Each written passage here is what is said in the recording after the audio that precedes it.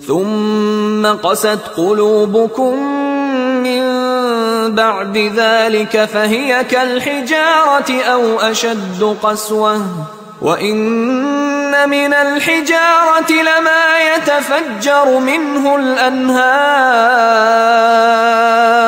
وَإِنَّ مِنْهَا لَمَا يَشَّقَّقُ فَيَخْرُجُ مِنْهُ الْمَاءُ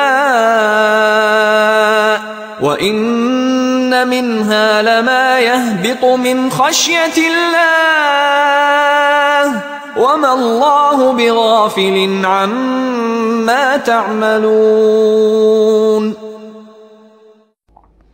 اب جو الفاظ آ رہے ہیں بہت سخت ہیں، بہت سخت ہیں، لیکن ان کو پڑھتے ہوئے درون بینی ضرور کیجیے گا، اپنے اندر جھانکیے گا۔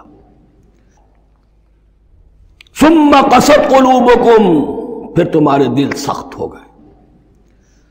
جب دین میں ہیلے بہانے نکالے جانے لگے اور ہیلوں بہانوں کے ذریعے سے شریعت کے احکام سے بچا جائے، اللہ کو دھوکہ دینے کی کوشش کی جائے، اس کا جو نتیجہ نکلتا ہے وہ دل کی سختی۔ ثم قست قلوبکم، پھر تمہارے دل سخت ہو گئے۔ فہی کالحجارۃ او اشد قسوہ، تو وہ تو اب پتھروں کے مانند ہیں، بلکہ سختی میں ان سے بھی زیادہ شدید ہے۔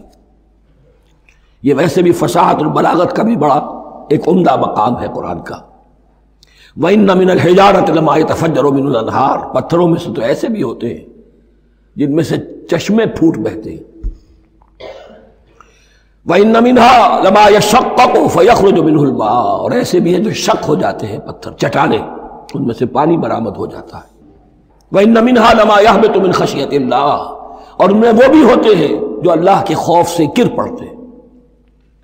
وَمَا اللَّهُ بِغَافِلٍ عَمَّا تَعْمَلُونَ، اور اللہ تعالیٰ غافل نہیں ہے اس سے کہ جو تم کر رہے ہو۔ یہ کیفیت جو ہے ثم قست قلوبکم فہی کالحجارۃ او اشد قسوہ ہے کون؟ یا بنی اسرائیل اذکروا نعمتی التی انعمت علیکم وانی فضلتکم علی العالمین، جن پر 1400 برس ایسے گزرے کہ کوئی لمحہ ایسا نہ تھا کہ نبی موجود نہ ہو، جنہیں 3 کتابیں دی گئیں،